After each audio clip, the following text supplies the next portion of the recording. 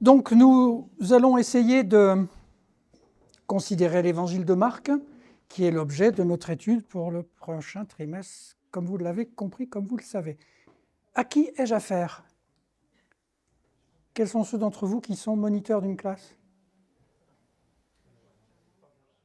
Donc c'est la bonne majorité? OK? Donc c'est surtout à vous que je pense, mais tout le monde est appelé un jour à pouvoir enseigner une classe de l'école du sabbat. Qu'est-ce que ça vous dit, ce sujet, comme ça, à brûle pour point? Alors, oui, avant qu'on aille plus loin, je suis descendu de la chaire et je vais me balader, parce que c'est une conversation qu'on a, hein, c'est pas quelque chose de guindé et de rigide. Donc, si vous avez des questions, si vous ne comprenez pas et que vous avez envie d'arrêter, vous appuyez sur le frein, vous levez la main et on discute. OK? J'ai mon topo, mais le topo, il est fait pour être oublié si besoin est. Donc, cela étant dit, qu'est-ce que ça vous dit, l'évangile de Marc, comme ça, a priori? Dites-moi. On a le droit de dire tout ce qu'on veut, on a le droit de dire des bêtises, je vais en dire, c'est pas gênant, on est ensemble. La fraternité nous unit, donc, et le Seigneur nous bénit. Alors, qu'est-ce que ça vous dit, l'évangile de Marc, comme ça?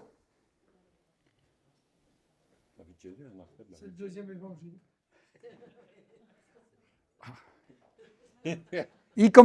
Pourquoi il commence par dire une erreur, déjà? Je vais être obligé de le corriger en public. J'y viens après. Hein.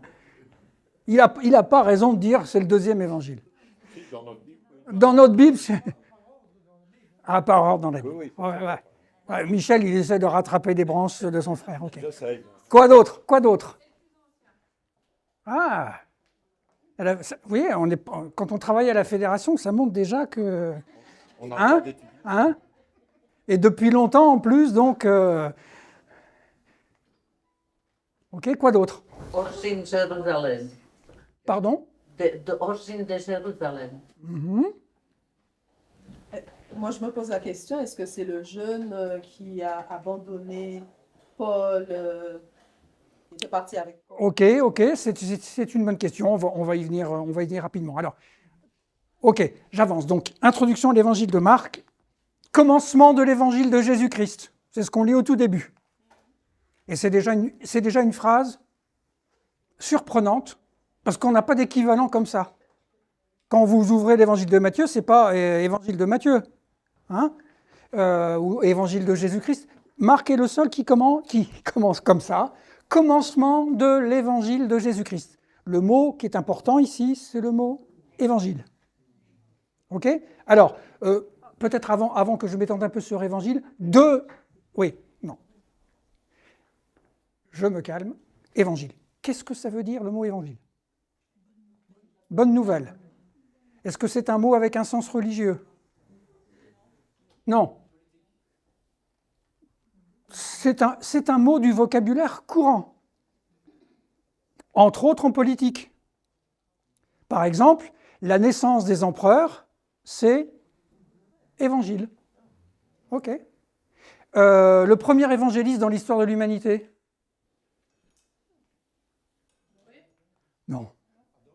Non.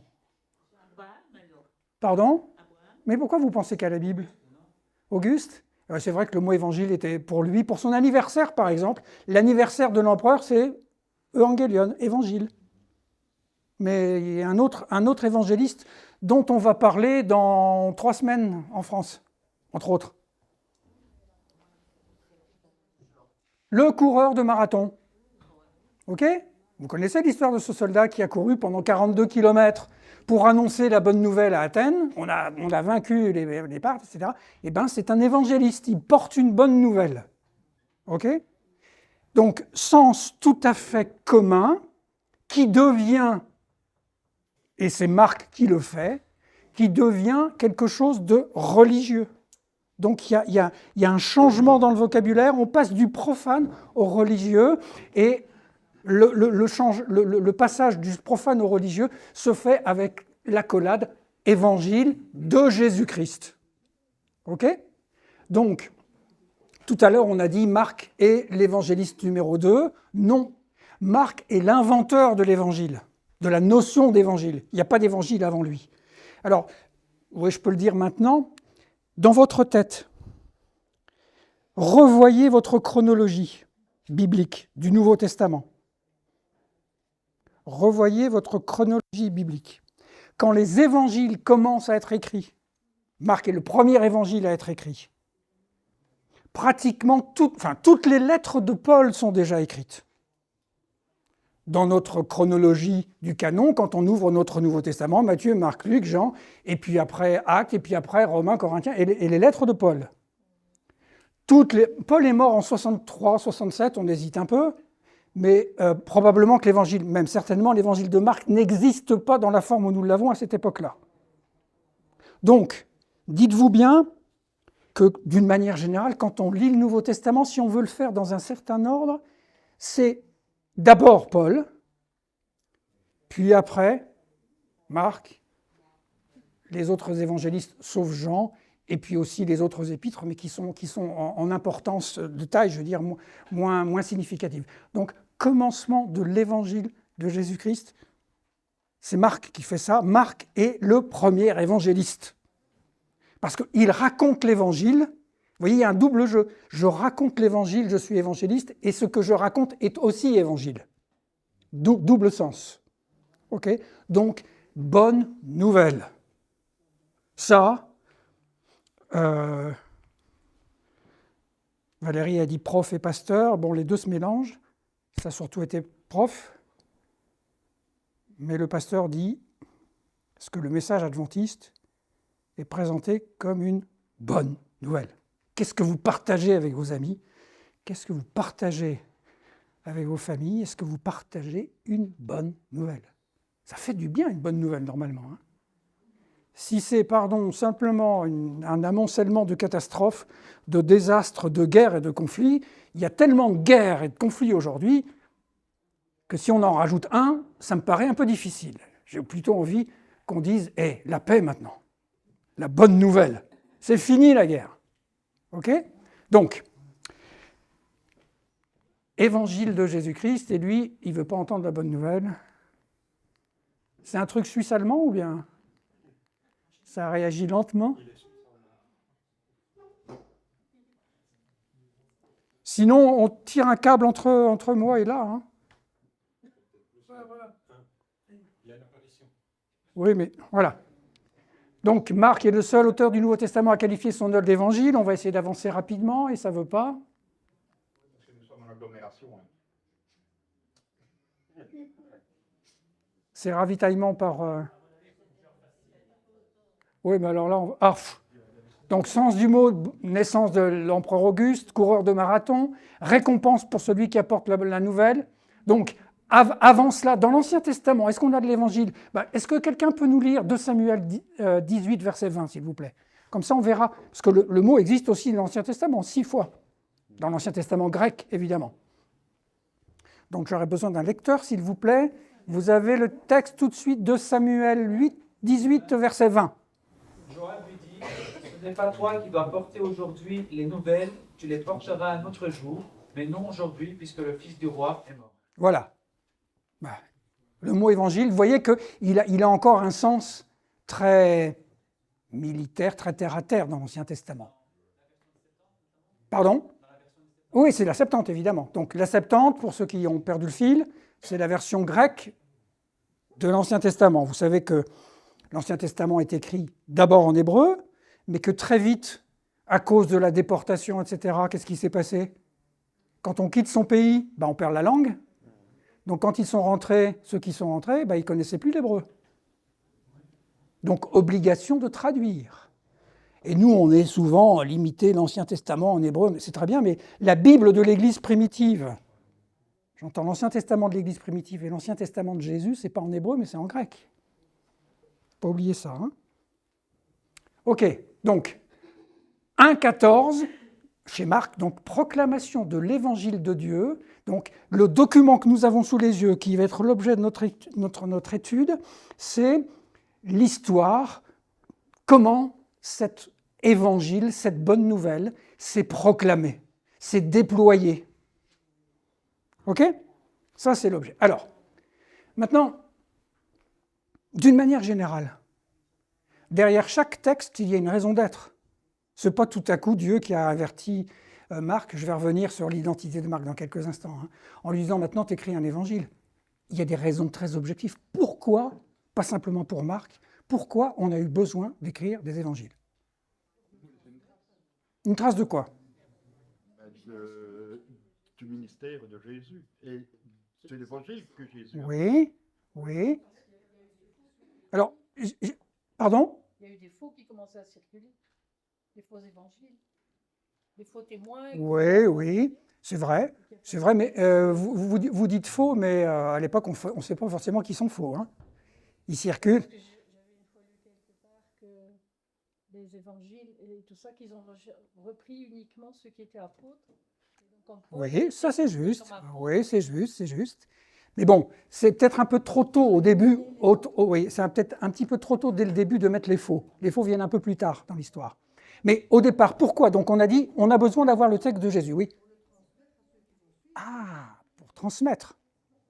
Bon, alors, j'ai mis là expansion missionnaire hors de la Palestine. Imaginez un brave pasteur de l'église de Nazareth. Il veut parler de Jésus à des Juifs. Qu'est-ce qu'il fait? Il va prendre avec lui des témoins qui ont assisté au miracle, puis il va leur demander racontez à l'église ce que vous avez entendu. Sauf qu'avec le temps, qu'est-ce qui se passe? Il disparaît. Les témoins disparaissent. Et que donc, Ça devient une histoire. c'est difficile. Et puis, il y a plus compliqué que ça. Quand Paul s'en va au fin fond de l'Italie, là-bas à Rome, chez mes ancêtres, il apporte des témoins avec lui. Il dit, qu'est-ce que c'est que la prédication de Paul? Jésus est mort, Jésus est ressuscité, croyez en lui. Dis donc, Paul, là, tu nous parles de Jésus, mais c'est qui ce type? T'as un texte là pour qu'on puisse voir? Donc, vous voyez que c'est l'expansion missionnaire. Donc, il y a 3 raisons. On appelle ça donc l'impératif charismatique. Ce qu'on prêche, qu'est-ce qu'on prêche? Les évangiles vont nous dire ce qu'on prêche. Deuxième raison, qu'est-ce qu'on enseigne? Allez, terre à terre. Comment on prépare les gens au baptême? Qu'est-ce qu'on leur enseigne avant de les plonger dans l'eau? Pardon? La catéchèse. La catéchèse, c'est essayer d'oublier les doctrines. On prêche une bonne nouvelle. Une bonne nouvelle, ma sœur, pas une doctrine. Une doctrine, ça dessèche et ça tue. Et puis la troisième raison aussi. Et comment on célèbre le culte, par exemple? La Sainte Seine. Même Paul, qui est le premier à écrire sur la Sainte Seine, il dit, ben voilà, le Seigneur m'a dit qu'un jour, ils ont pris du pain, il a pris du pain, il a pris du vin, et puis tatata. Ok? Donc ça, c'est les 3 raisons pour lesquelles on a des évangiles d'une manière générale, et entre autres, l'évangile de Marc. De l'oral à l'écrit. Ça, c'est très important. Nous sommes, des enfants de Gutenberg. Enfin, nous sommes, oui, parce que je vois à peu près à notre âge. Nous sommes des enfants de Gutenberg, c'est-à-dire des enfants du texte et de l'imprimerie. Nos enfants ne sont plus des enfants de Gutenberg. Ils sont des enfants de Google. Ils ne lisent pas la Bible, ils regardent la Bible sur un écran. OK? Eh bien, on a encore manqué un échelon, c'est qu'à l'époque de Jésus, il n'y a pas de texte. Aujourd'hui, là, Michel, il m'a cassé la tête pendant le repas, il m'a gâché mon repas. Non, Michel. Et c'est quoi la meilleure version de la Bible? À l'époque, est-ce qu'on a une Bible? Oui. À l'époque de Jésus. Et la Torah, on a la Torah? On a les rouleaux, ouais. Pas chez les gens. Hein. Chez les gens. Non. Ah bah. C'est au temple. Et en plus, Synagogue. et il se transmettait quoi? Ok, très bien. Donc, la société biblique est d'abord une société orale. On ne lit pas la Bible, on écoute la Bible, pour faire simple. D'ailleurs, début de l'Apocalypse. Heureux celui qui est celui qui lit. Et ça ne veut pas dire nous, hein, c'est le lecteur public. Dans toutes les paroisses, dans toutes les églises du 2e, 3e siècle, jusqu'au 4e siècle de l'ère chrétienne, dans toutes les églises chrétiennes, il y avait un ministère que nous n'avons plus, hélas.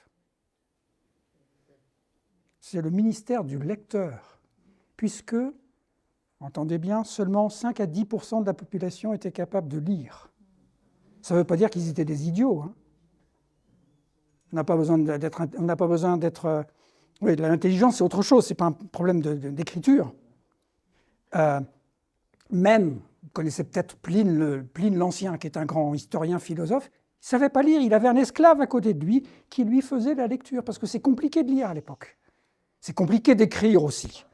Même Paul le reconnaît. Je vous écris avec des grosses lettres, comme un enfant qui est au CP, première classe. Hein. Il écrit son nom tout en capital avec des grosses lettres. Parce que c'est un métier.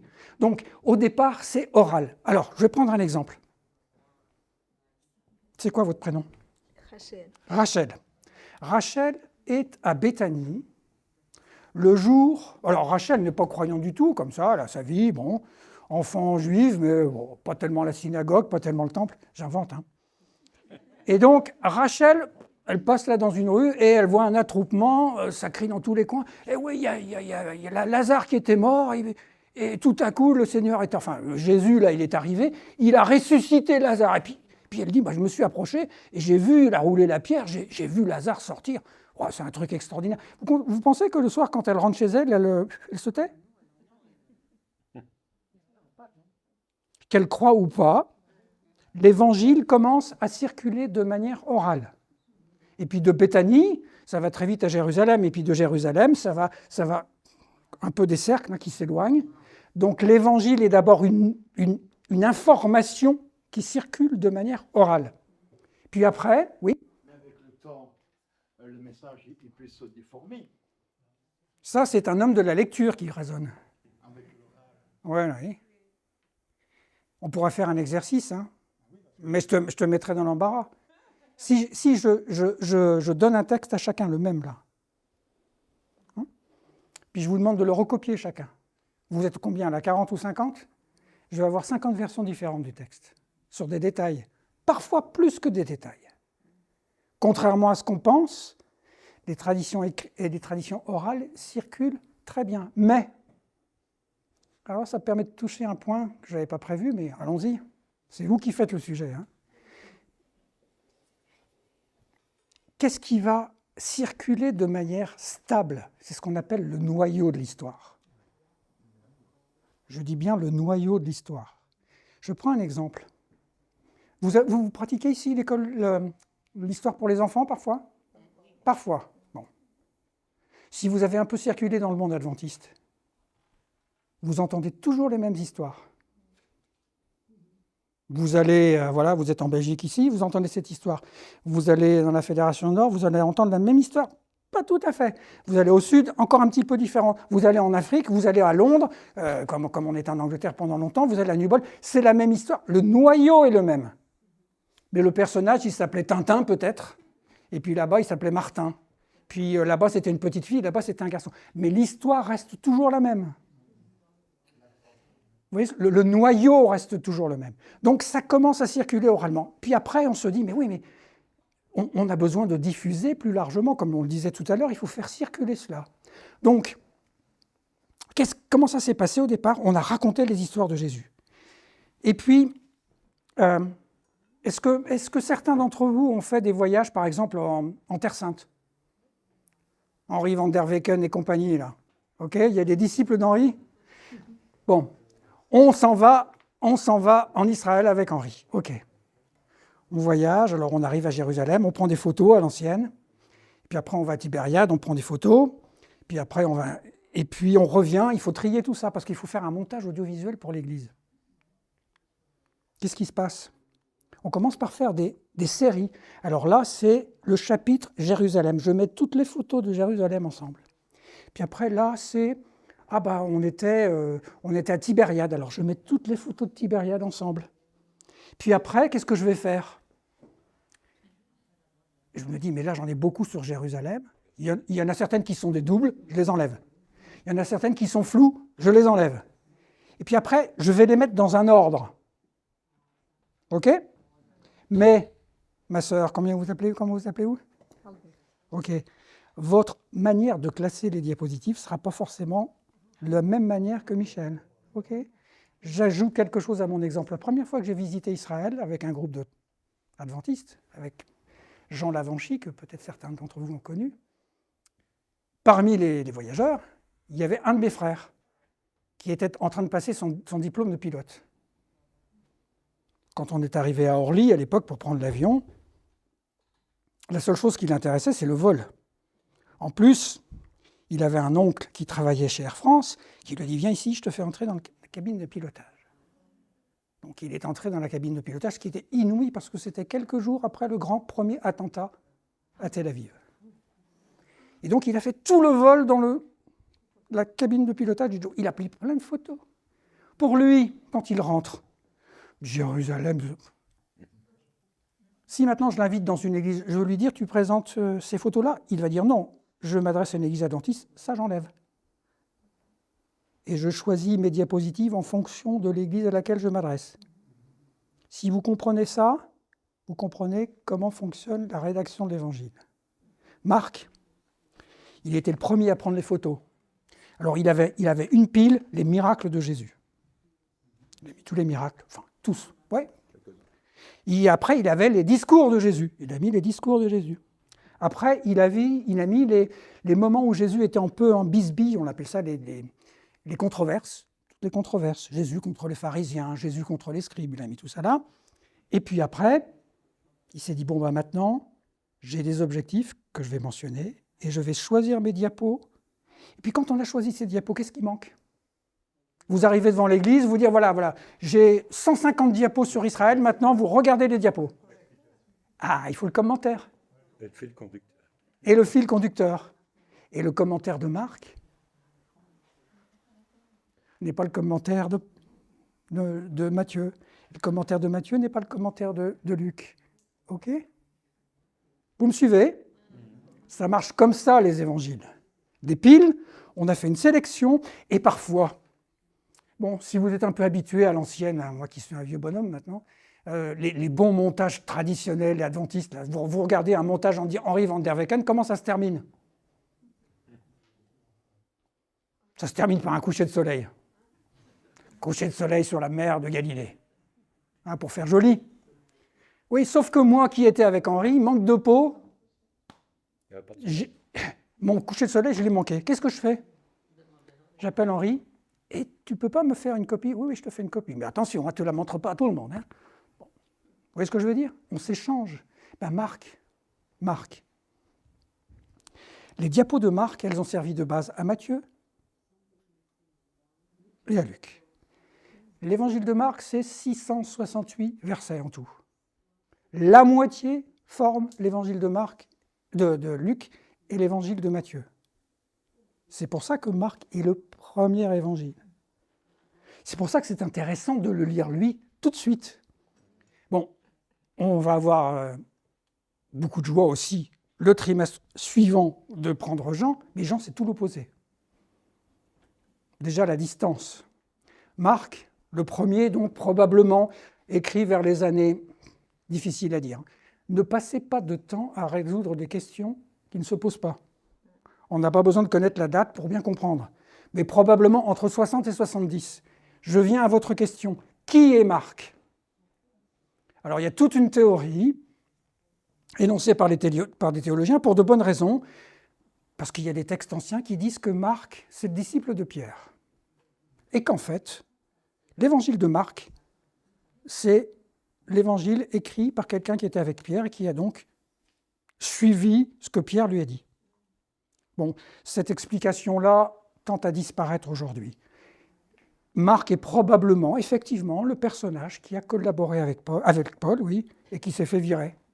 Hein, vous connaissez l'histoire du livre des Actes, parce que bon, il était assis entre deux chaises, donc c'est probablement ce personnage-là. C'est pas la peine de passer votre vie là-dessus. Hein, il faut, quand on fait de l'étude biblique, il faut éviter de se poser des questions qui ne se posent pas dans le texte. Est-ce que j'ai besoin de cette clé-là pour ouvrir le mystère du sens de l'évangile de Marc ? J'en ai pas besoin, donc c'est pas la peine de passer mon temps là-dessus. Ouais, je suis d'accord avec vous, mais alors, c'est pas mon avis à moi, hein, mais beaucoup de gens pourraient dire, alors on évite de se poser trop de questions en lisant. Non. Je veux dire par là, je comprends votre remarque. Hein. Non, mais c'est bien de poser la question. Il y a des questions qui sont justifiées, et puis justement, c'est toujours le texte qui doit commander. Si, posons-nous les questions comme ça, si l'évangile de Marc vient de, comme je l'ai dit ce matin, ça vient de manière anonyme, ça veut dire quoi aussi? Tu veux pas qu'on sache qui il est. Alors, oui, ou bien, C'est transmettre. oui, on est sur une meilleure voie là. Ou, On ne peut pas savoir qui dit pour pas avoir de problème à l'époque. oui, ça c'est un peu plus tordu, mais je comprends, on essaie de construire. Hein. Ah ben voilà.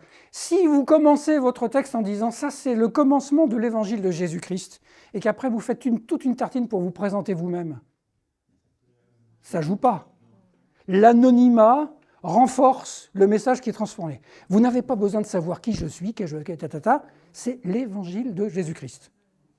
Même chose sur un autre exemple que je connais un peu mieux parce que c'est mon cheval de bataille, la fameuse épître aux Hébreux, qui n'est pas une épître mais qui est un discours, et c'est Paul et c'est pas Paul.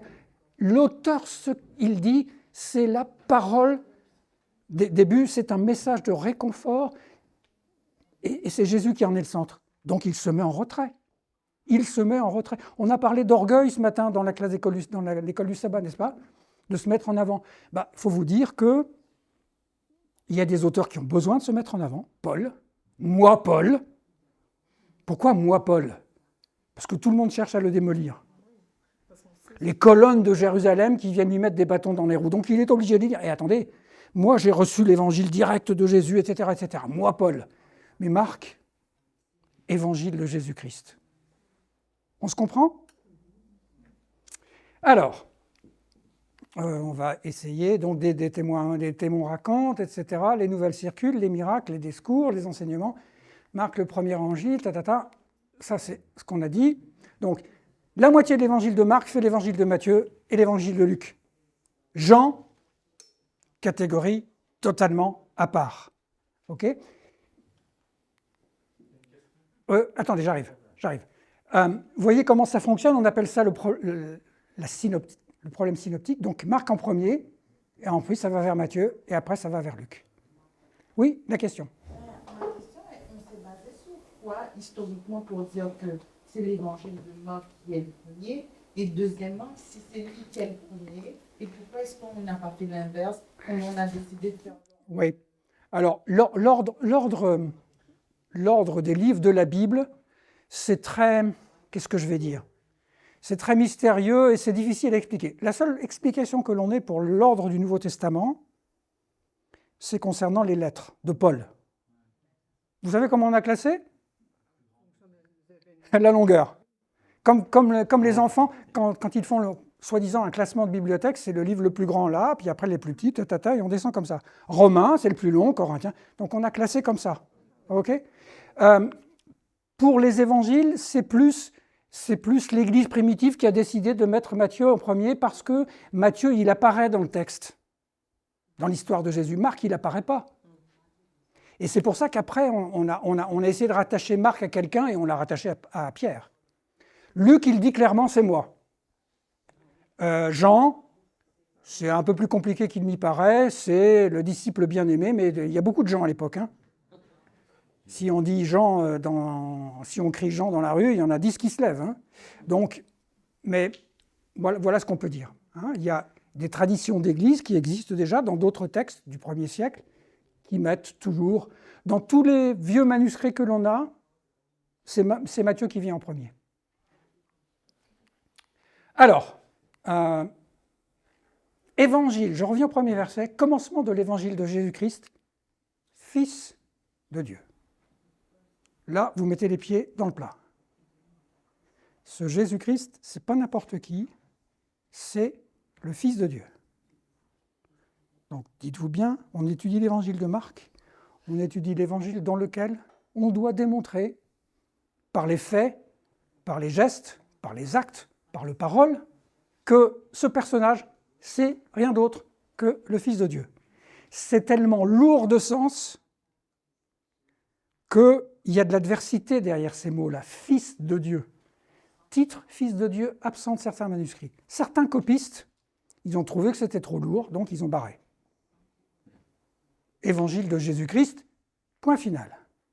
Heureusement, on a beaucoup de manuscrits, et bon, la démarche est très scientifique et très rigoureuse. On sait que les plus anciens manuscrits portent tous Fils de Jésus-Christ. Mais déjà, on sait, par les gens qui ont biffé, que ça fait problème à l'époque, qu'il y a des gens qui, Fils de Dieu, doutent.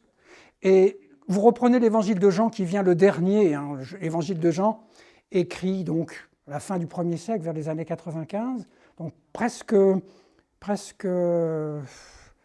oui, 30 ans après Marc. Jean, il reprend le sujet. Hein. Ça commence par quoi? Le premier chapitre de Jean, au commencement c'est pas commencement de l'évangile, c'est commencement de la parole, et la parole était Dieu. Vous voyez combien ça tire hein, pour nous? Oui, c'est évident, Jésus est fils de Dieu. Ouais. Même à l'époque, il y a des gens qui contestent. Donc, cœur de l'évangile de Marc. Alors, j'aimerais qu'on lise certains textes. Jésus, fils de Dieu, il y a certains textes qui sont importants. Est-ce que quelqu'un peut nous lire donc 1,11 ?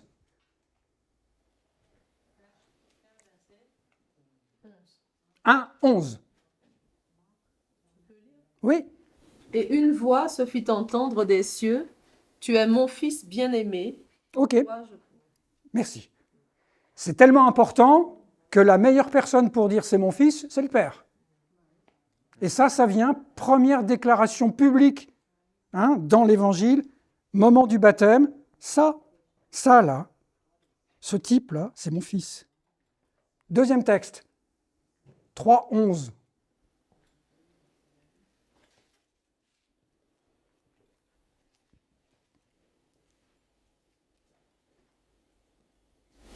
Les esprits impurs, quand ils le voyaient, se prosternaient devant lui et s'écriaient « Tu es le Fils de Dieu ». Et vous ne trouvez pas ça étonnant? C'est tellement gigantesque cette idée de Jésus, fils de Dieu, que même les démons valident. Et ça, c'est quelque chose d'extraordinaire dans l'évangile de Marc. Vous trouvez des démons fréquemment, hein, qui à la fois s'opposent et qui en même temps disent, ils reconnaissent l'évidence. Hein. Bon, on n'a pas le temps de lire le deuxième verset, mais c'est la même chose. Les démons eux-mêmes certifient que Jésus est vraiment le Fils de Dieu. Oui? D'où viennent les démons? Vous avez la réponse? Oui, si les péchés ont commencé dans le ciel, les démons, c'était des gens métamorphosés, précipités sur terre. Oui, bon, mais très bien. Mais tu voulais dire quelque chose? Je ne crois pas que Marc nous donne les moyens d'entrer dans une démonologie, c'est-à-dire une science des démons. Hein. Il atteste simplement qu'ils sont là et qu'ils sont du côté des validateurs. Oui, il y a le fameux épisode.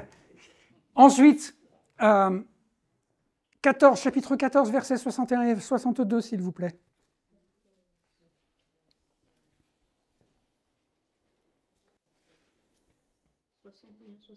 Oui. Jésus garda le silence et ne répondit rien. Le souverain sacrificateur l'interrogea de nouveau et lui dit « Es-tu le Christ, le Fils du Dieu vivant, le Dieu béni ?» On dit « Je le suis. » Ok, ça suffit, merci. Jésus, à la fin de sa vie, dit, oui, tu as dit, vous remarquez que c'est quelqu'un, alors là c'est une autorité romaine, hein, enfin, oui, c'est, oui, ouais, non, c'est pas une autorité romaine, c'est une autorité juive, mais une autorité officielle qui dit, eh oui, est-ce que tu es? Et la réponse vient de Jésus, oui, c'est vrai, tu as raison. 15:39.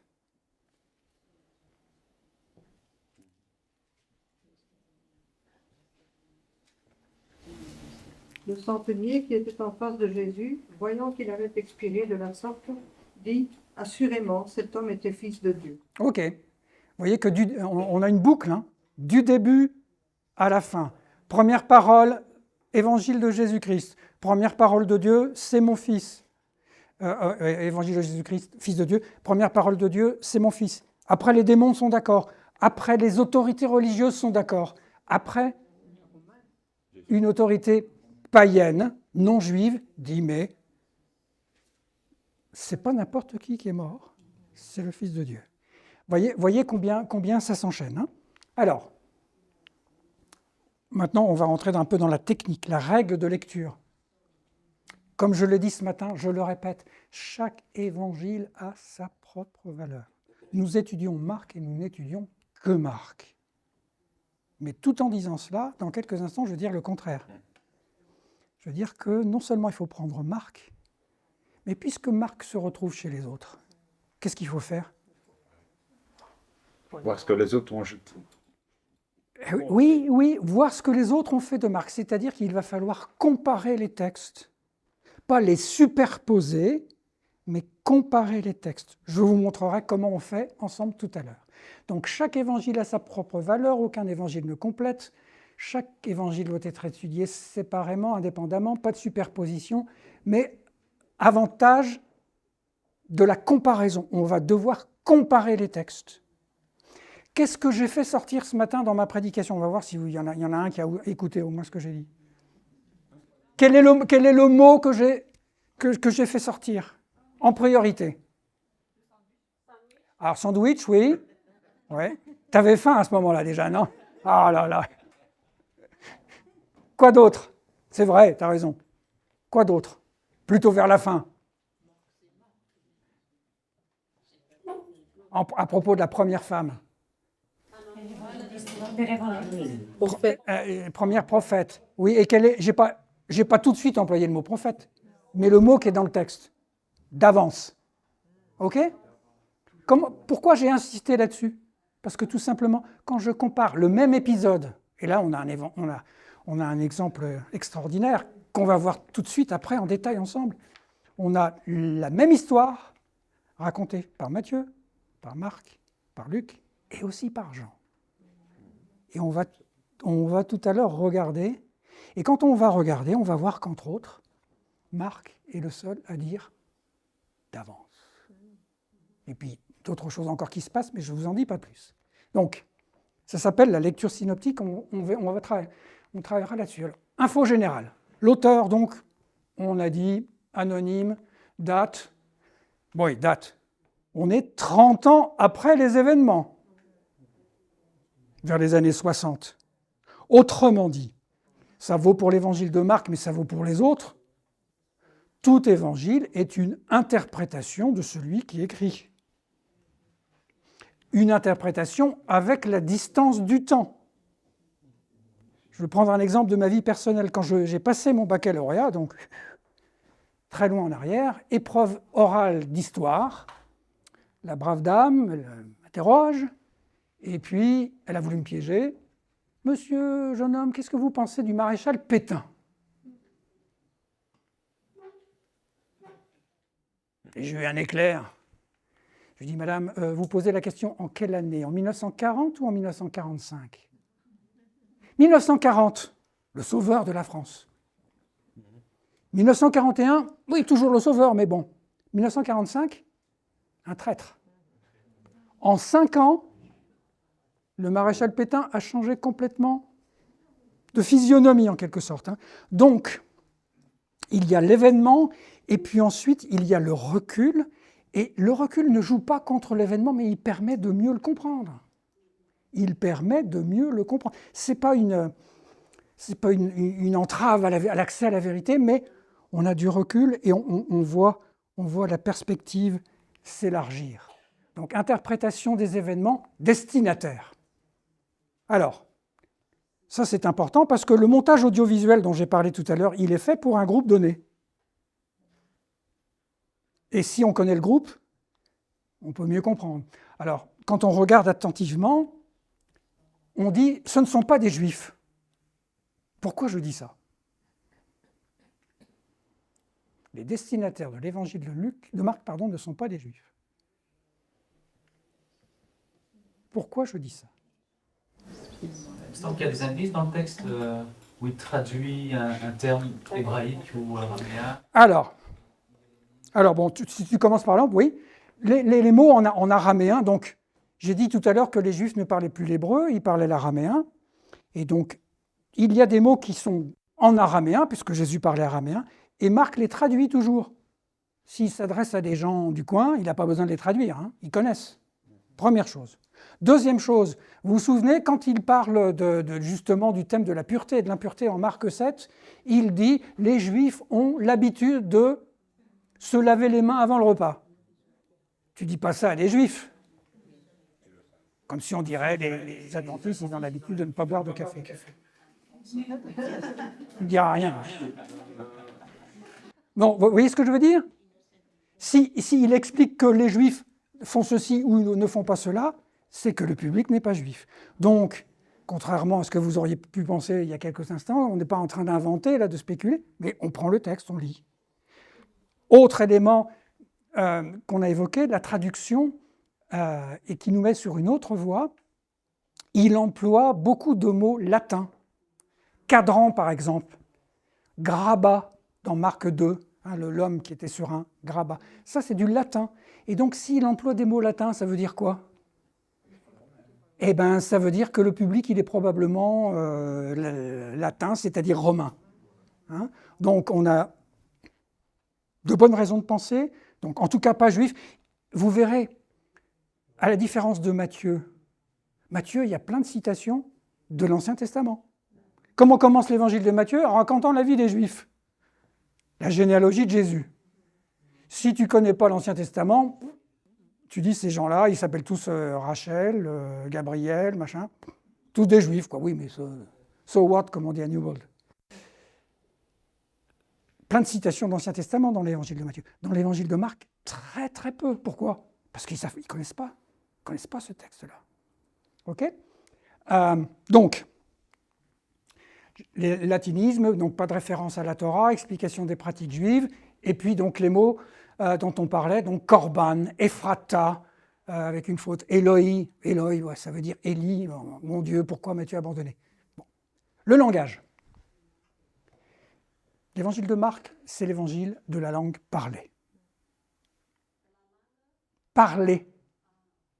Marc n'est pas un littérateur, c'est un orateur. Qu'est-ce que vous avez comme grands journaux en Belgique? Le soir. Dernière heure. Bon, ça, c'est des journaux nationaux. La Libre Belgique, oui, moi j'entends toujours parler de la Libre Belgique. Est-ce qu'il y a certainement, mais dites-moi, il y a des journaux plus locaux peut-être? La Gazette de Namur, non? Un truc comme ça, non? Voilà. Il doit y avoir la Sambre, non? Oh! Non, la Voix du Nord, ça c'est pour moi les ch'timis, ça. Il y a la Voix du Nord aussi en Belgique? Ah bah, on s'est déjà vu quelque part, non, avant? Oui, j'étais à l'église de Lille. Bah voilà. Ah, moi aussi. Hein. Bon. Alors, si vous voulez avoir une explication sur la grande politique mondiale, vous lisez la Voix du Nord belge? Vous allez lire plutôt les grands journaux que vous avez mentionnés au début, hein, qui sont des journaux de réflexion, en principe. Par exemple, en France, c'est clair, Le Monde. Si vous avez envie de savoir ce qui se passe dans votre quartier, vous ne lisez pas Le Monde. Si vous avez envie de savoir ce qui se passe dans votre quartier, le maire a rencontré machin, il a visité l'église adventiste, le chat de la voisine s'est fait écraser par un touriste, Vous lisez les journaux locaux. Et dans ces journaux locaux, vous avez la vie toute fraîche. Ben, c'est ça l'évangile de Marc. C'est l'évangile de Jésus sans fioriture. Exemple, vous lisez la résurrection d'un aveugle dans l'évangile de Jean. Ça fait combien de versets? Ça fait tout un chapitre. Plus de 50 versets dans l'évangile de Jean, au chapitre 9, si ma mémoire est bonne. Vous lisez l'évangile de Marc, il est capable de vous raconter 4 ou 5 miracles en 2 versets. Parce qu'il ne commande pas. Il donne les éléments tout frais. Et c'est pour cela d'ailleurs qu'il a servi de base. Est-ce que vous croyez qu'on aurait pu écrire un autre évangile si on n'avait eu que l'évangile de Jean? Ben, il a tout dit, hein. Il a tout expliqué. Mais l'évangile de Marc, c'est l'évangile tout frais, brut. Et donc, dans cette brutalité, c'est pas le mot qui convient, mais il y a vraiment la puissance sans artifice, voilà, sans artifice de l'évangile. Donc c'est la langue parlée. Donc si je vais prendre ma Bible là, bon, peut-être pas besoin. Si vous lisez en grec, ça se voit beaucoup moins en français parce qu'on évite. Si vous lisez en grec le chapitre 1er de l'évangile de Marc, Il a fait du grec, monsieur là-bas? Collonges, il a fait du grec, hein? Oui, un petit peu. Avec le seigneur Marouli? Ouais? Bon. Oui, qui vient d'être nommé officiellement à Strasbourg, maître de conférence. Que le Seigneur le bénisse. Ok. Donc, on lit le premier chapitre de l'évangile de Marc en grec. Il y a un petit mot, 3 lettres, qui revient plus de 70 fois. Kai, kai, kai. C'est et en grec. Il met des bouts, il met simplement kai entre deux. Kai, kai, kai Jésus là, puis après il y a Jésus ailleurs, kai. Il ne lit pas, il agrège. Hein, agrégation plutôt qu'explication, pas de commentaire. C'est l'évangile de Marc. Donc, brièveté. Un exemple. On lit chapitre 1er, 11 et 12.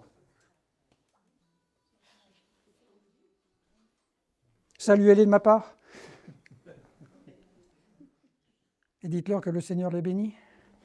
Donc 11 et 12. Et une voix se fit entendre des cieux, tu es mon fils bien-aimé, en toi je trouve toute ma joie. Aussitôt après, l'Esprit le pousse dans le désert. Continuez. Jésus y resta pendant 40 jours. Stop. Vous savez ce qui s'est passé dans la tentation? Rien du tout. En un verset et demi, c'est torché. Vous allez chez Luc, vous allez chez Matthieu, et la tentation, vous avez la première, vous avez la deuxième, vous avez la troisième, qui ne sont pas dans le même ordre d'ailleurs dans les deux évangiles, mais ça développe. Hein. Marc, la tentation à l'état brut. OK? Brièveté. Alors, j'ai dit tout à l'heure le présent historique. On va tester vos traductions, là. On va voir un peu ce que vous avez comme traduction, Michel. Tu sors pas tes traductions, là? Est-ce que quelqu'un peut dire, on va changer un peu, on va dire 1,40. 1,40.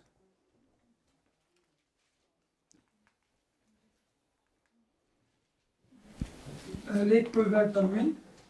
Stop. Un lépreux vint à lui. Le traducteur. C'est pas un lépreux vint à lui, c'est un lépreux vient à lui présent. Vous direz, mais ça laisse ce sens. Non. Marc, souvent, quand il raconte les histoires, il les met au présent, même si c'est du passé, pour nous dire, mais tu sais que là, c'est toi, hein, t'es là dans l'histoire, hein. T'es comme un spectateur. 3,20, vous tournez 2 pages, on va voir comment fait votre Bible. Je suspecte qu'elle va être aussi fautive en 3,20. Il se rendit à la maison et la foule se sembla de lui. Voilà, il se rendit à la maison. Non, là, t'es présent. Il se rend à la maison. OK? Donc, essayez de prendre les traductions qui vous donnent bien le présent, parce que il y a une manière de mettre de la distance quand on raconte quelque chose. Et la distance, elle n'est pas mise par Marc. Il fait tout pour vous garder au contact immédiat. J'avance. Les points importants. Alors, j'ai parlé ce matin du code spatial. Donc, en fait, dites-moi, je vous pose la question, quelle est la grande différence entre l'évangile de Jean et, par exemple, l'évangile de Marc au niveau de l'espace, de la géographie? Il y a beaucoup moins de chapitres.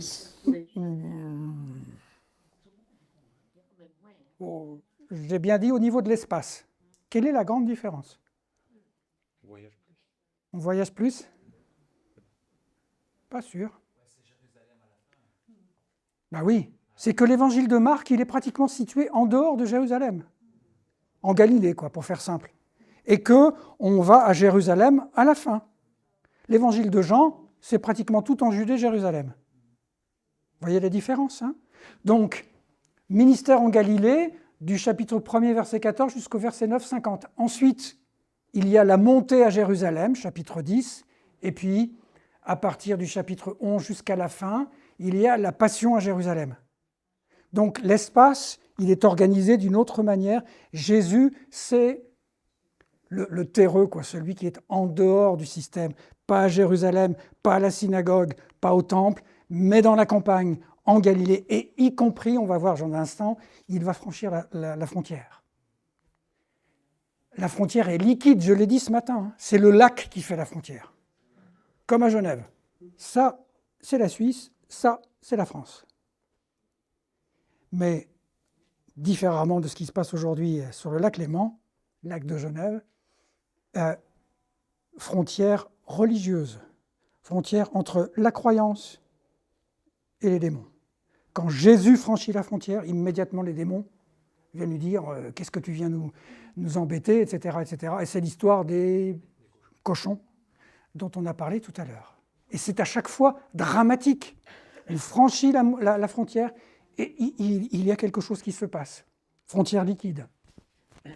L'évangile de Marc, deuxième point important, c'est un évangile dans lequel il y a des jeux entre les disciples et les opposants. On va prendre des exemples.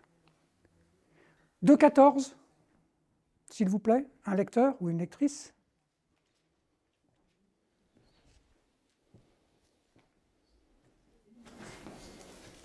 Et en passant,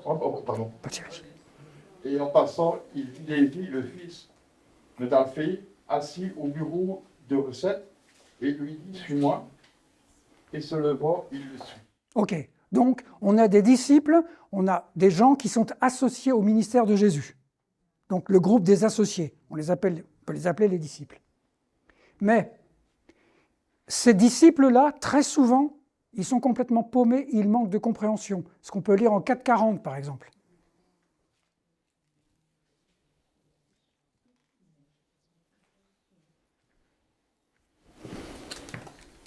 Puis il leur dit, pourquoi avez-vous si peur? Comment n'avez-vous point de foi?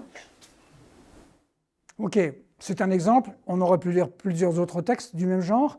Les disciples sont là, ils suivent Jésus et en même temps, ils ne comprennent pas, ou bien ils ont peur. Au moment de la multiplication des pains, et que Jésus leur demande, vous vous souvenez de ramener les paniers, ils ont toute une discussion à propos du levain des pharisiens, et puis Jésus dit, mais attendez, mais vous avez absolument rien compris. Donc ils suivent, et ils n'ont pas compris. La mort de Jésus, il leur annonce à plusieurs reprises, ils ne prennent pas, ou ils ne veulent pas comprendre, ça revient au même. Hein. Donc ils manquent de compréhension.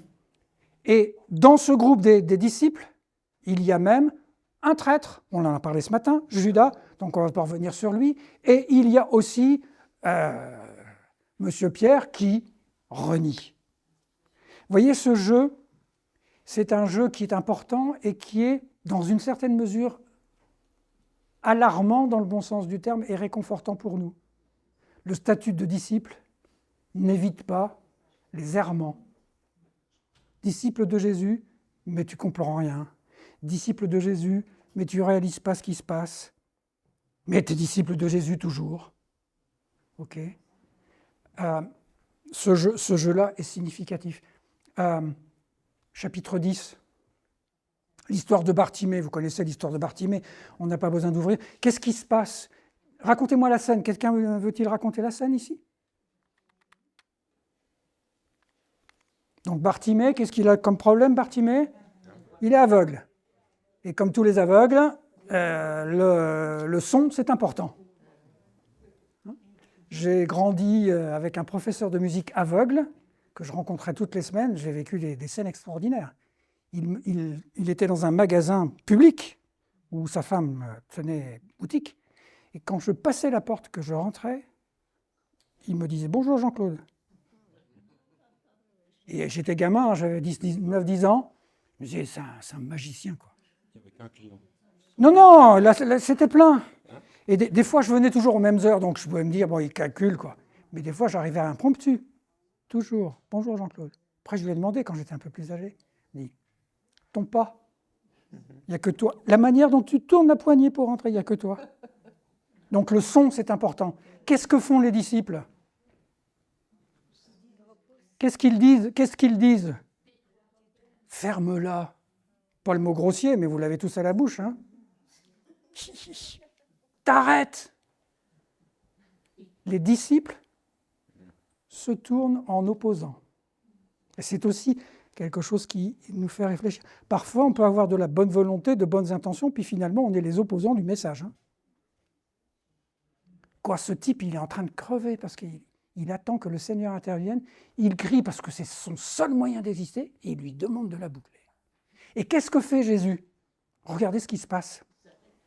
Oui, Jésus s'arrête. Et qu'est-ce qu'il va faire, Jésus, de ses opposants? Et comment il le fait? il leur dit à ses opposants, allez l'appeler. Attends, où on est? On est à Jéricho, sorti de la ville. C'est pas l'autoroute avec 15 voies, hein. C'est un petit chemin, quoi. Hein. Enfin, un peu plus qu'un petit chemin. Comme si Jésus ne pouvait pas faire 2 mètres pour aller parler à l'aveugle. Mais Jésus va utiliser les opposants, et c'est réconfortant pour nous.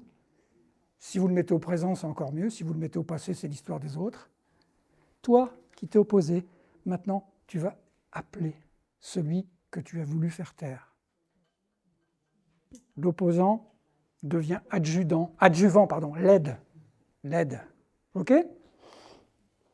Les 2 femmes, bon, on va pas revenir sur les 2 femmes, on en a parlé ce matin. Autre point important, l'importance du regard. Vous connaissez cette guérison de Jésus qui est rapportée au chapitre 8, où Jésus est obligé de s'y prendre à 2 fois. Et aussi, c'est important pour nous parce que le miraculeux, ça ne vient pas comme ça, j'appuie sur le bouton puis ça se produit. Mais il y a toute une démarche de persévérance, de persistance. Et c'est l'histoire de ces guérisons. Bartimée et les opposants, bien, on vient d'en parler. Détail important encore, 2 déchirures. Le grand sandwich, chapitre 1er, versets 9 à 11. On relit le texte, s'il vous plaît.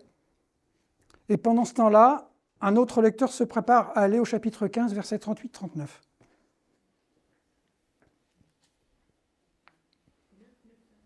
9 à 11. En ces jours-là, Jésus vint de Nazareth, une localité de Galilée, et Jean le baptisa dans le Jourdain. Au moment où Jésus remontait de l'eau, il vit les cieux se déchirer et l'Esprit Saint descendre sur lui comme une colombe. Et une voix se fit entendre des cieux, « Tu es mon Fils bien-aimé. » Ok. Qu'est-ce qui se passe ici? Il y a le premier déchirement. Les cieux se déchirent.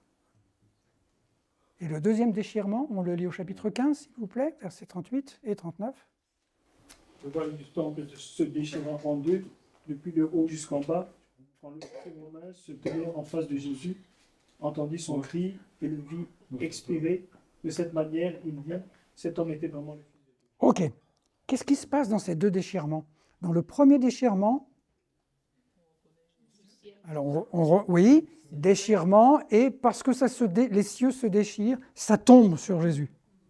Ok, donc verticalité, il y a plus de plafond en quelque sorte. C'est le plafond qui est déchiré. Ok. Dans le deuxième texte, c'est comme ça. C'est plus de haut en bas, c'est d'arrière en avant. Ok, là je peux aller, c'était fermé, le voile, maintenant il n'y a plus de voile. Bah, tout ça, c'est en 2 mots, la bonne nouvelle. La bonne nouvelle, c'est quoi?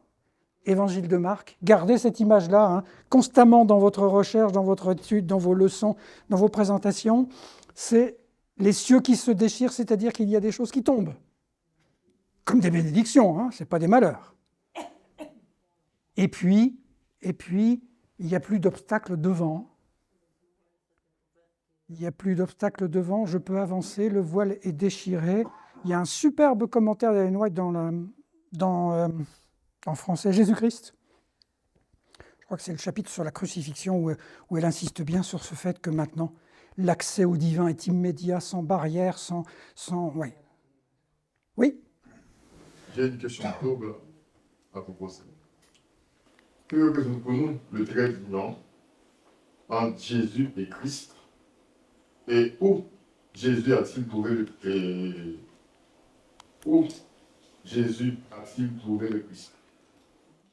Je ne suis pas sûr de comprendre votre question.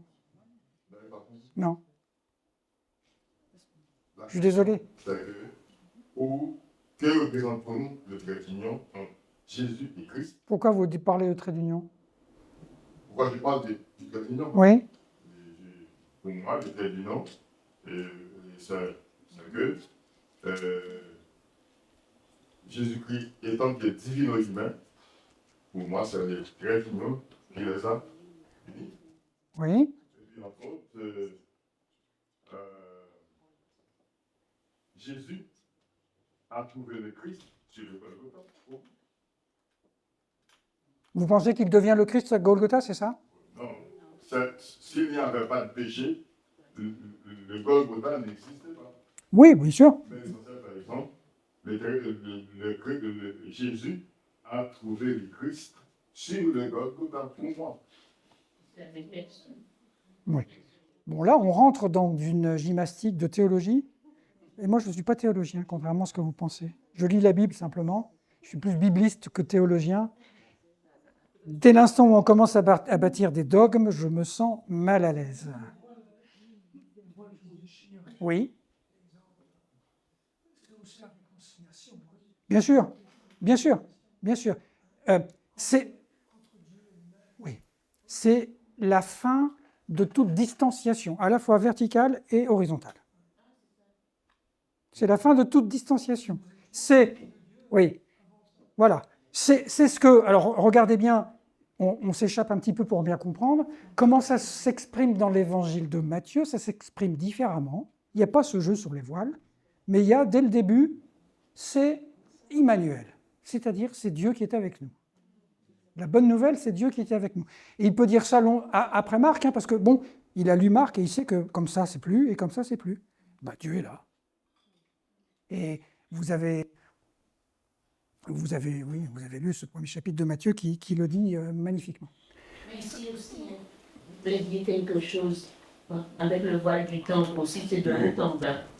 Oui, oui. Oui, bien sûr, bien sûr. 2 baptêmes aussi. Le baptême premier, c'est le baptême d'eau et d'esprit. Et puis il y a un autre baptême un peu plus mystérieux, un peu plus problématique. Là, les interprétations divergent et je ne vais pas passer Noël là-dessus. Donc c'est le baptême de feu. Hein, c'est un baptême dont vous ne pouvez pas y aller, vous. Pas maintenant, c'est pas pour vous. Hein. Mais vous voyez, l'évangile de Marc, il marche sur 2 jambes. Hein. C'est ça et ça. 1, 2. C'est le rythme. On appelle ça du rythme binaire, qui est un rythme très primitif. Hein. On marche, on a un rythme binaire, forcément. On a 2 bras, on a 2 jambes. Marc, il fonctionne. C'est l'oralité qui est comme ça. La valse à 3 temps, non, ça ne fonctionne pas en oralité. C'est toujours 1, 2, le balancement du corps. Un point très important. Le secret. Marc est le tueur des réunions de témoignages, où chacun raconte ce que le Seigneur a fait, etc. Lui, il dit, le Jésus de Marc, il impose le silence. On appelle ça le secret messianique. Vous avez été miraculés, je vous ai guéris, etc. Vous ne dites rien. On peut lire un 25 ?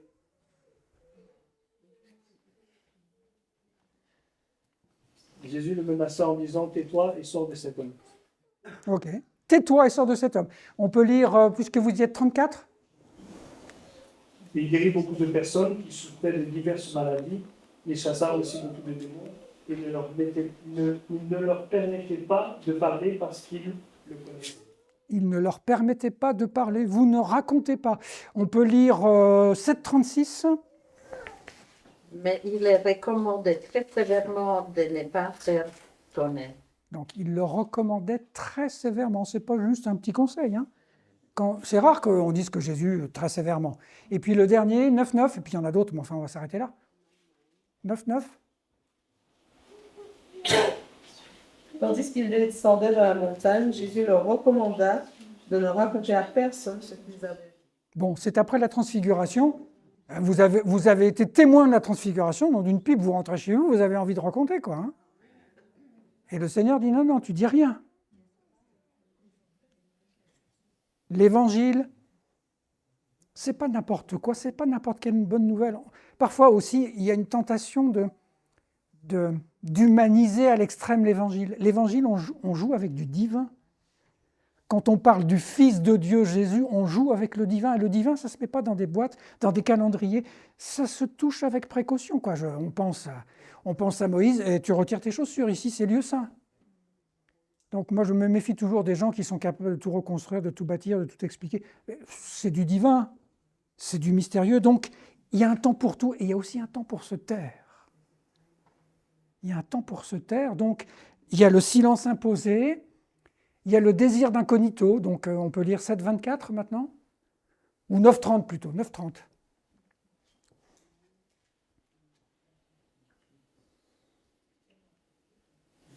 Ils partirent de là et traversèrent la Galilée. Jésus ne voulait pas qu'on le sache. Jésus ne voulait pas qu'on le sache. Et pourtant, tu voyages, tu es connu maintenant, c'est un excellent moyen d'évangéliser, quoi. Hein. Les études bibliques, là, en rafale. Jésus ne voulait pas qu'on le sache. Et puis, il y a l'enseignement énigmatique au chapitre 4, versets 10 à 13.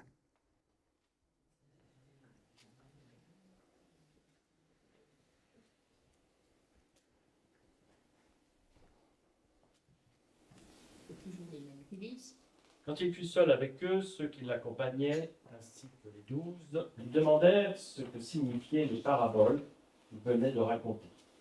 Il leur dit, « Les secrets du royaume de Dieu vous ont été confiés, mais à ceux du dehors, tout est présenté au moyen de paraboles, afin que, lorsqu'ils voient de leurs propres yeux, ils ne saisissent pas, lorsqu'ils entendent de leurs propres oreilles, ils ne comprennent pas, de peur qu'ils reviennent à Dieu et reçoivent le pardon de leur faute. » J'aurais pas dû faire lire ça parce que ça va susciter des questions.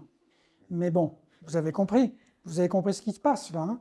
Contrairement à ce qu'on dit souvent, « Ah, Jésus, il parle en parabole pour que ça soit compréhensible. » Non, il parle en parabole pour ne pas être compris.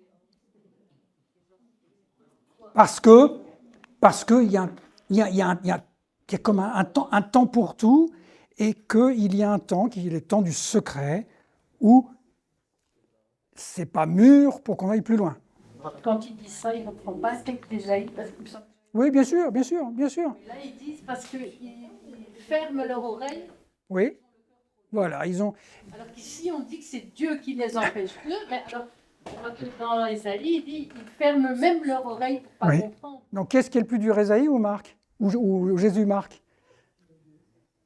Oui, les deux sont difficiles, hein, je concède. C'est les gens qui ferment leur cœur, ça veut dire on peut répéter 10 fois, s'ils ne veulent pas entendre, ils ne veulent pas. Tandis que dire c'est Dieu qui l'empêche, c'est un petit peu méchant, quoi. Bon, il y a une toute petite explication. Vous connaissez le pharaon? Le pharaon d'Égypte. Qu'est-ce qu'on dit dans certains textes? Il endurcit son cœur. Et puis, dans certains textes, c'est le Seigneur qui endurcit son cœur. Parce que dans une conception de l'Ancien Testament, Dieu est responsable de tout. Hein. Si ce n'est pas lui qui endurcit, ça veut dire qu'il y a quelque chose qui lui échappe. Bon, c'est compliqué tout ça, mais ce n'est pas l'objet de la réflexion pour l'instant. C'est que... Pardon? Oui. Oui. C'était avant qu'il disait ça. Oui, ben, dans un certain sens, il se fait l'héritier de cette tradition-là. Mais c'est difficile pour nous. En tout cas, ça nous dit quoi? Que toute parole n'est pas à dire forcément tout le temps. Qu'il y a un temps opportun. Souvent, nous disons, nous avons fait une campagne d'évangélisation, il n'y a rien qui s'est passé. Oui, mais est-ce qu'on est sûr qu'ils étaient dans des circonstances où ils pouvaient entendre ce qu'on leur dit? Si vous avez des gens qui sont, je ne sais pas, moi j'invente, qui sont bourrés de dettes, qui ont des problèmes de couple, qui ont perdu leur job, et que vous venez leur parler du grand conflit ou de je ne sais pas quoi, ils ne vont pas bouger. Hein. Ou bien ils sont dans une situation de blocage. Il y a un temps pour tout, et même dans l'Évangile, c'est seulement à la fin que le secret se dénoue. Parce que, je le répète, on commence par dire « Jésus-Christ, Fils de Dieu ». Oui, mais attends 2 minutes, on se retrouve au chapitre 16. Et là, tu vas voir que tout à la fin seulement, et c'est le soldat qui dit « Mais ça, c'était le Fils de Dieu. » Ça, c'était le Fils de Dieu. Incompréhension des disciples, on en a parlé tout à l'heure, on en a parlé ce matin. Donc, quand Jésus leur dit qu'il va mourir, jamais. De quoi vous avez besoin dans ce trimestre? D'une bonne Bible. C'est-à-dire, c'est pas une question de traduction, c'est une question de lecteur. OK? Si j'ai mis les 3 Bibles d'études ici, hein, les 3 meilleures Bibles en français, la Tob, la NBS, Nouvelle Bible Second et la Bible de Jérusalem. Si vous êtes francophone, langue maternelle, normalement, vous avez à peu près un vocabulaire, disons, classe de terminale, ils ont à peu près un vocabulaire de 20 000 mots. OK ? Si vous lisez la Bible dans l'une de ces versions, il vous faut un vocabulaire de 70 000 mots. OK ? Donc ça, ce sont des versions excellentes, mais exigeantes. Mais ce sont des versions qui vous permettent d'avoir accès à ce que la Bible dit. Ce que la Bible dit, non pas ce qu'elle veut dire. Et là, j'introduis une différence qui est importante. Il y a une différence énorme entre ce que la Bible dit et ce que la Bible veut dire. Et l'objet d'une classe de l'école du sabbat, c'est de passer du dire au vouloir dire et, troisième étape, devoir changer. Qu'est-ce que je dois changer après avoir entendu Dieu me parler? La différence entre le dire et le vouloir dire, je prends un exemple. Si vous habitez dans un immeuble à plusieurs étages, où les gens ont généralement peu de relations entre eux, vous rencontrez quelqu'un dans l'ascenseur et vous lui dites « Oh, il fait beau aujourd'hui ». Ok, je prends la phrase « Il fait beau aujourd'hui ». Je prends la même phrase, vous avez l'intention de faire une marche en montagne. « Il fait beau aujourd'hui », ça veut dire quoi? Il fait du beau temps. Vous avez, même phrase, vous avez l'intention de partir à la chasse aux escargots. Il fait beau aujourd'hui. Il pleut. Puis j'ajoute une version plus personnelle. Mon père et ma mère, il leur arrivait parfois d'avoir, comme on dit en anglais, un argument. Donc ça chauffait. Et il y a, dans ce moment de joie intense de la vie en couple, il y a un moment où mon père disait à ma mère, il fait beau aujourd'hui. Ça veut dire quoi? Cocotte, end of the story, on s'arrête là. La même phrase, dans la première, quand vous rencontrez quelqu'un dans l'ascenseur, il fait beau aujourd'hui, ça ne veut rien dire sur la météo. Ça veut dire que vous l'avez vu, que vous n'avez rien à lui dire et que vous dites il fait beau aujourd'hui. On est d'accord? Ça ne veut rien dire sur la météo. La deuxième fois, ça veut dire qu'il y a du soleil. La troisième fois, ça veut dire qu'il pleut. La quatrième fois, ça veut dire on s'arrête de parler. Donc, qu'est-ce que la Bible dit? Qu'est-ce que la Bible veut dire? Tant pis, tu es devant moi. Je vois que tu as 2 yeux, je vois que tu as 2 bras. Tu n'as jamais péché de ta vie.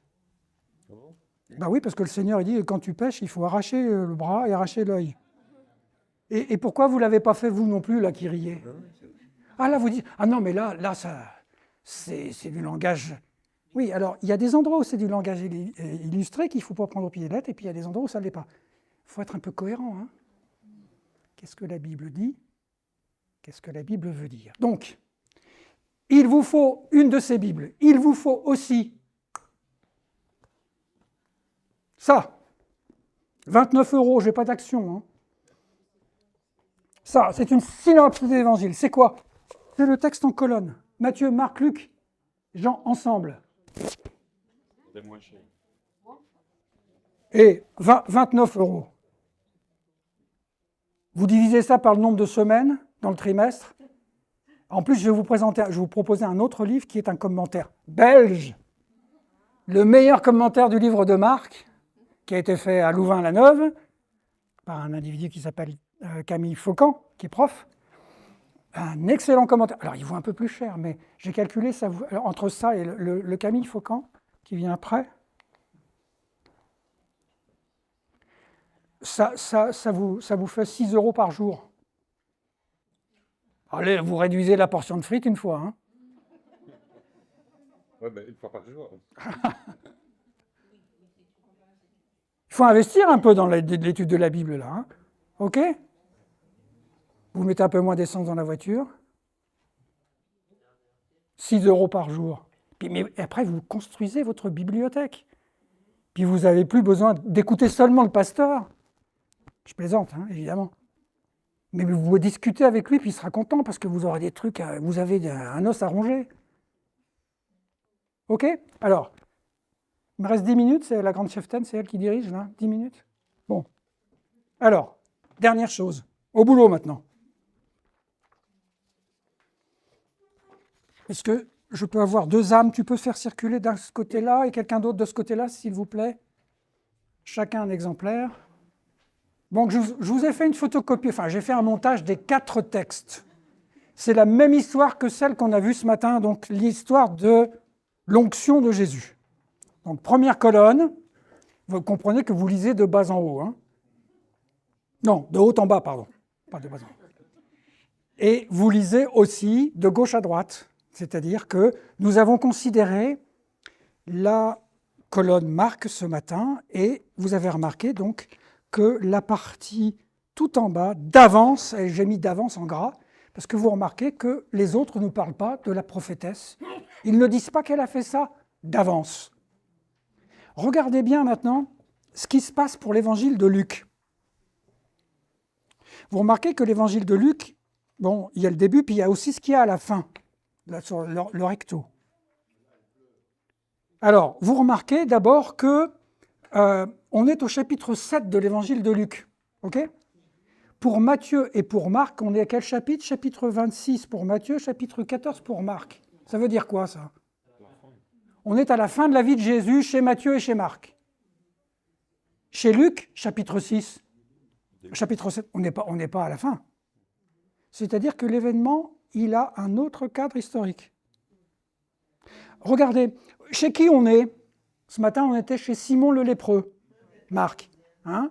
Et quand on est chez Matthieu, c'est aussi Simon le lépreux. Quand on est chez Luc, chez un pharisien, un autre hôte. OK?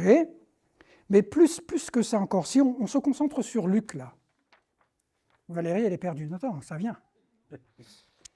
Quand on tourne la page, alors, bon, peut-être qu'on va lire quand même le pharisien, là, qui l'invite à manger, vous connaissez l'histoire. Et puis, pendant le repas, il y a cette femme qui s'approche et qui elle pleurait, vous remarquez ce qui est en gras, se mit à mouiller de ses larmes les pieds de Jésus. Mais attendez, ce matin, il m'a dit la tête. C'est pas et les pieds et la tête, alouette, non. Hein. Avec ses cheveux, les pieds de Jésus, il rajoute vraiment quelque chose d'autre. Il ne faut pas dire il rajoute. Il raconte que l'onction, elle ne s'est pas faite sur la même partie du corps. Et puis on continue. Et on s'aperçoit que là, ce qui s'est passé donne lieu à un commentaire. Jésus lui dit, « Simon, j'ai quelque chose à te dire. » « Parle, maître, répondit-il, un créancier avait 2 débiteurs, etc. » Puis il raconte l'histoire du débiteur. Et puis ça se termine par, « Tu vois l'histoire de cette femme. Elle n'a pas répandu d'huile sur ma tête, mais elle a répandu du parfum sur mes pieds. C'est pourquoi, je te le dis, ses nombreux péchés sont pardonnés, puisqu'elle a beaucoup aimé. » Est-ce que c'est la même histoire? Oui, il y a toujours le personnage principal, une femme, le personnage destinataire de l'acte, Jésus, ce qui s'est passé, une onction, pas sur le même endroit du corps, et alors? Mais la leçon, est-ce que c'est la leçon prophétique de ce matin? Elle a fait d'avance? Et qu'est-ce qui s'est passé là dans l'histoire, quand Luc raconte l'histoire? Qu'est-ce qu'il fait à la fin? Il ajoute une parabole de Jésus. L'histoire du créancier, là, c'est une parabole. Hein? Et quel est le sujet de la parabole? Dites-moi. Pardon? Oui. Le pardon, ou bien un autre mot, la grâce. Mais on n'a pas vu ça ce matin. Si vous mettez tout ensemble, quel embrouillamini! C'est un autre message, c'est la richesse de l'Évangile. Jésus, ça ne peut pas se limiter à une seule histoire. À partir de l'histoire, on décline. Et là, on a une histoire qui a tout à coup un autre sens. Cette histoire de la femme qui oint Jésus, c'est une histoire qui nous dit la grâce, l'amour, le pardon de Dieu. Avec cette phrase extraordinaire, pourquoi elle est pardonnée? Bon, c'est pas normal. Dans le manuel d'Église, il est dit que pour être pardonné, il faut demander pardon, la repentance tous les jours, Okay? Là, non. Tu es pardonné parce que tu aimes beaucoup. La norme du pardon divin, plus que la confession, je ne reviens pas sur la confession, plus que la confession, c'est l'amour. Et vous vous souvenez, Jésus-Pierre, bon, est-ce que tu t'es repenti? Ce qu'il pose comme question, est-ce que tu m'aimes? Est-ce que tu m'aimes? Ce matin, on a eu le message prophétique première prophétesse, la femme. Avec Luc, on a une autre leçon sur l'amour, le pardon. Maintenant, on va aller chez Jean. On va aller chez Jean. Alors, est-ce que quelqu'un peut lire la colonne de droite, donc? Alors, Jésus vint à Béthanie et de Lazare. Oui. Là, on donna un dîner. Et on n'est plus chez Simon le lépreux, hein, vous avez remarqué. On est... Lazare était l'un de ceux qui étaient à table avec lui. Marie, donc, prit une livre d'un parfum de nard pur de grand prix, en répandit sur les pieds de Jésus. Pas sur la tête, pardon. Il essuya les pieds avec ses cheveux. La maison fut remplie de l'odeur du parfum. Un de ses disciples, Judas Iscariote, celui qui allait le livrer, dit alors. Je m'arrête. Ce matin, qui c'est qui a réagi à l'action de la femme? Tous s'indignaient. Là, il y en a, c'est le trésorier, c'est le Christian de l'époque. Non, tu vas lui dire. Non, après qu'il m'ait remboursé d'abord mes frais. Bon. Donc il réagit. Et pourquoi il réagit? Continuez, il y a la réponse. Pourquoi n'a-t-on pas vendu ce parfum 300 deniers pour les donner aux pauvres? Ah, la bonne parole pour les pauvres. Hein. Et la suite? Il disait cela, en gras, non parce qu'il avait le souci des pauvres, mais parce qu'il était voleur et que tenant la bourse, il y prenait ce qu'on y mettait. Ok. Est-ce que c'est la grâce et le pardon? Pas du tout. Est-ce que c'est la prophétie? Pas du tout. C'est quoi? C'est le Seigneur qui me dit, tu sais, parfois tu as des bonnes réactions, tu as des bonnes paroles et tout, mais si je gratte un peu, c'est pourri en dessous. En fait, les pauvres, t'en as rien à cirer, tu veux t'en mettre plein les poches. C'était un voleur.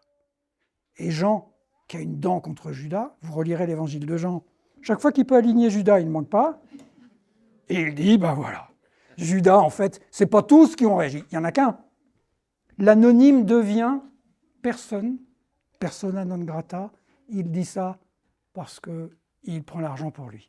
Vous remarquez qu'on a 3 messages. Si vous les superposez les uns les autres, vous avez la soupe indigeste.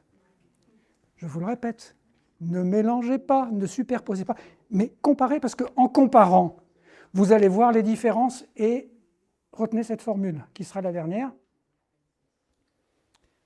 La vérité ou le message vient de la différence.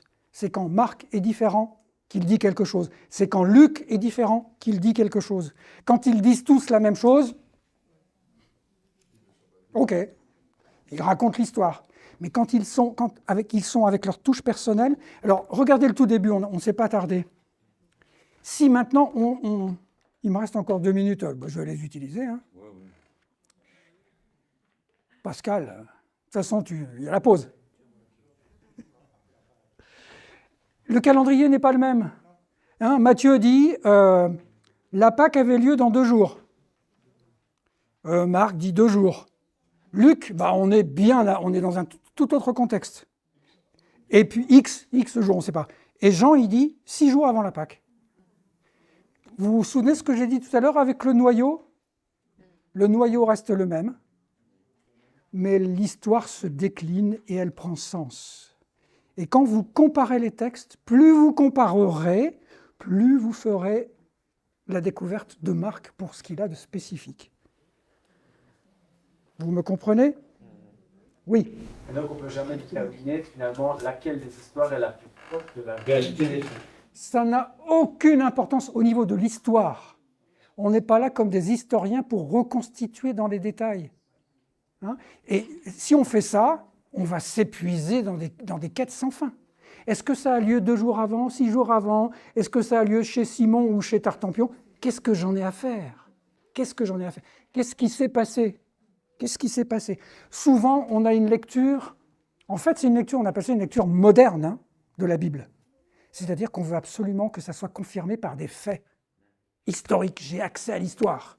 Même chose avec la prophétie, notre interprétation de la prophétie. Ça s'est passé à telle année, à tel endroit, tout est listé comme ça. Après, quand on vérifie, c'est un peu moins sûr. Mais parole, évangile, de Jésus-Christ, Fils de Dieu. Désolé, mais ça ne se met pas dans un livre d'histoire. Ce n'est pas l'invasion des Allemands en 14-18 à Ypres et avec la guerre qui a suivi. C'est pas ça. C'est bien plus que ça. C'est d'ailleurs pour ça qu'il y a du secret.